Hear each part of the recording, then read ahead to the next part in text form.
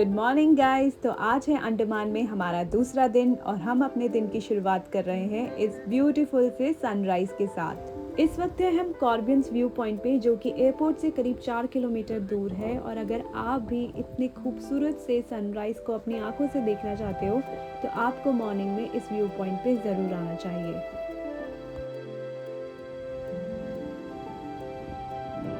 Good morning guys. तो हम लोग हैं अभी अंडमान में और हम आए हैं अभी कॉर्बियंस व्यू पॉइंट पे यहाँ का सनराइज देखने। आई निखिल, ऐसा लग रहा है सनराइज देख के एट कॉर्बियंस बीच।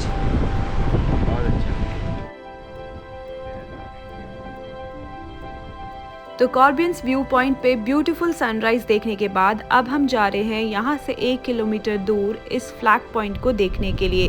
यही वो ऐतिहासिक स्थान है जहाँ पर 30 दिसंबर 1943 में नेताजी सुभाष चंद्र बोस जी ने अंडमान और निकोबार द्वीपों को अंग्रेजी शासन से मुक्त कराकर यहाँ पर राष्ट्रीय ध्वज फहराया था।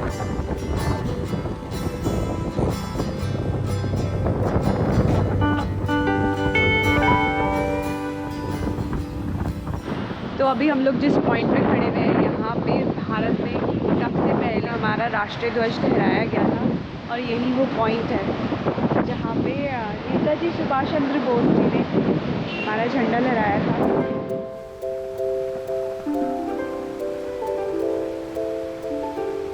तो अभी हम लोग जा रहे हैं ब्रेकफास्ट करने के लिए और हमारा मन कर रहा है कुछ साउथ इंडियन खाने का। तो फ्लैग पॉइंट से बस 1 किलोमीटर आगे है अबरदीन बाजार, जिसके क्लॉक टावर के पास है ये होटल कट्टा बोमन।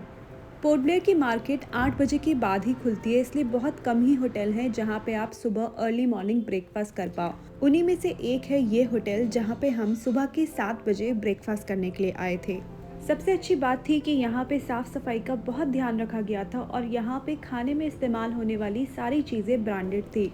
तो हमें लग रही थी बहुत तेज़ भूख, इसलिए हमने फटाफट से अपना ऑर्डर दे दिया था। सबसे पहले हमने मंगाई थी 1 प्लेट घी इडली। इनकी घी इडली बहुत ही ज़्यादा सॉफ्ट थी, फ्रेश थी और साथ में जो इस पर घी डाला गया था वो इसका टेस्ट को और एनहेंस कर रहा था। इसके बाद हमने ऑर्डर किया था सांभर वड़ा।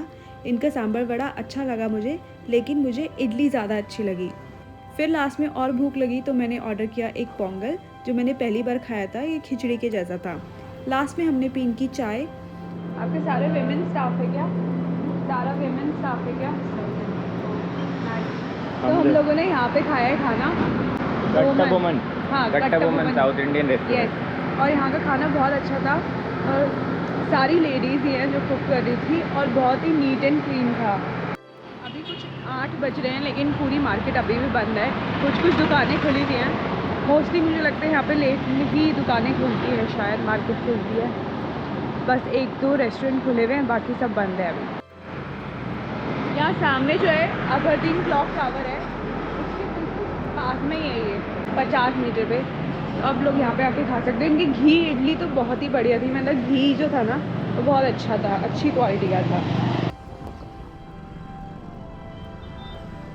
अभी हम लोग जेट्टी पे जा रहे हैं पता करने के लिए कि रॉस आइलैंड का टिकट्स कहाँ से मिलेगा और लाइट एंड साउंड शो का क्या सीन है।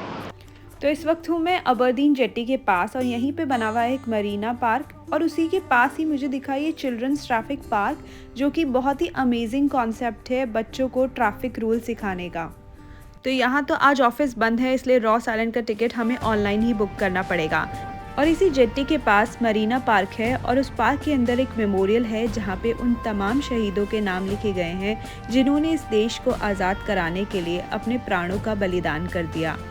इसके अलावा यहाँ पे एक बैटल टैंक भी रखा हुआ है जिसको आप यहाँ आकर देख सकते हो।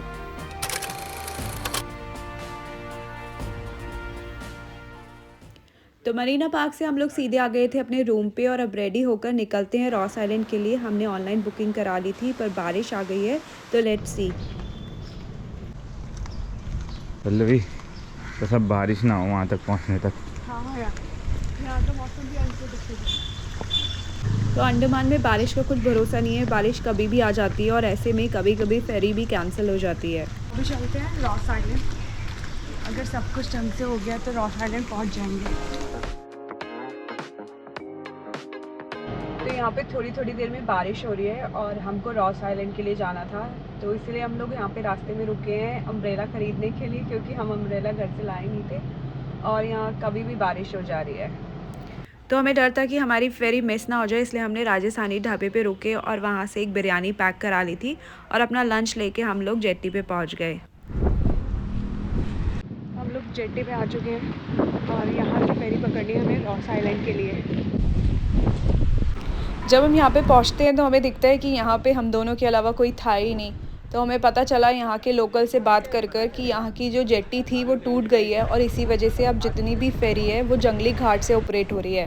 पर क्योंकि साइक्लोन वार्निंग इशूड है, इसीलिए आज और कल कोई बोट्स ऑपरेट नहीं होंगी। तो फेरी तो कैंसिल हो गई है और खाना भी नहीं खा पाए आराम से बैठ के, इसलिए हम लोग पार्क में आके यहाँ पे अपना लंच कर रहे हैं। खा रहे हैं बिरयानी, वेज बिरयानी। तो आज हम लोग इस ब्यूटीफुल व्यू के साथ करेंगे अपना लंच और इसके बाद हम लोग जाएंगे सेलुलर जेल। तो हमने सोचा था कि आज हम रॉस आइलैंड जाएंगे, लेकिन वो प्लान तो कैंसिल हो गया, इसलिए हम आ गए हैं सेलुलर जेल देखने के लिए। कितने का है टिकट? अभी का लिया 30 रुपये कैमरा, 200 रुपीज़ नॉन प्रोफेशनल। हमने टिकट ले लिया है और अब चलते हैं इस जेल के अंदर और देखते हैं सेलुलर जेल कैसी है। यहाँ एंटर करते ही आपको सबसे पहले एक रूम दिखेगा जिसके अंदर उन सभी फ्रीडम फाइटर्स की फ़ोटो लगी है जिनको यहाँ पे कैद करके रखा गया था। इसके बाद आपको दिखाया जाएगा सेलुलर जेल का एक मॉडल जिसके अंदर आपको इस जेल के बारे में ब्रीफ किया जाएगा। और यहाँ से अगर आप गाइड लेना चाहते हो तो 200 रुपये में आपको गाइड मिल जाएगा और गाइड के लिए आपको इस तरीके से बैठना पड़ेगा और फिर आपको गाइड एक साथ ग्रुप में लेके जाएगा। दे रहा हूँ, जो फांसी घर आप लोग देखोगे, इस फांसी घर में कभी भी कोई भी फ्रीडम फाइटर्स को फांसी नहीं दिया गया। ये फांसी घर बनाया गया इसीलिए ताकि यहाँ पे जो भी फ्रीडम फाइटर रहते हैं इनके मन पे हमेशा ये डर बना रहे कि हमारे अगेंस्ट अगर किसी ने भी कोई कदम उठाया तो उनको यहाँ पे फांसी दे सकते। तो उस समय इसमें शेड वगैरह कुछ नहीं, तो ऊपर का छत, साइड का वॉल, ये व्हाइट रंग का वॉल, ये सब रिसेंटली बनाया गया है। ये ओपन गैलोज था, यानी कि खुला फांसी घर। अगर किसी को फांसी दिया जाए तो फ्रीडम फाइटर ऊपर सेल से खड़ा होकर देख सकता है। एक समय में एक साथ एट ए टाइम 3 पीपल को हैंग कर सके, उस हिसाब से बनाएगी। तो यही है वो फांसी घर जिसके बारे में अभी गाइड ने हमें बताया। अब आगे बढ़ते हैं और देखते हैं यहाँ का वर्कशेड जिसके अंदर दर्शाया गया है कि यहाँ पे कैदियों से किस तरीके से काम कराया जाता था। आपका मन पीड़ा से भर जाएगा ये जानकर कि हमारे फ्रीडम फाइटर्स को यहाँ पे कोलू चलाने पे मजबूर किया जाता था।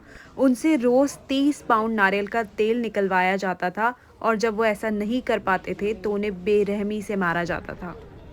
इस जेल का निर्माण इस तरीके से किया गया था कि इसे 7 ब्रांचेस में बांटा गया जो एक सेंट्रल टावर से जुड़ी थी।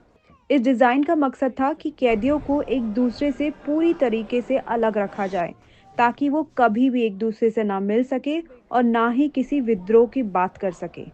हर कोठरी ऐसी थी कि कैदी सिर्फ दीवार ही देख सकता था, ना कोई इंसान, ना बाहर की दुनिया। ये जेल ना सिर्फ कैद करने की जगह थी बल्कि मानसिक यातना का अड्डा भी था।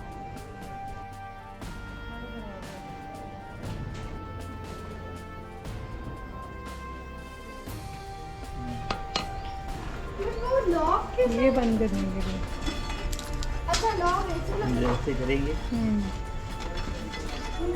इधर करके लगाएंगे।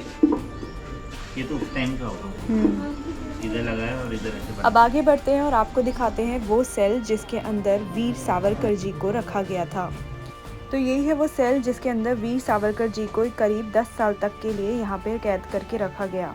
गाइड ने हमें बताया कि वर्ल्ड वॉर 2 के दौरान यहाँ पे जापानीज का कब्जा था और उस दौरान यहाँ पे सेलुलर जेल की काफ़ी ब्रांचेस को हानि पहुँची, जिसकी वजह से काफ़ी स्ट्रक्चर डैमेज हो गया।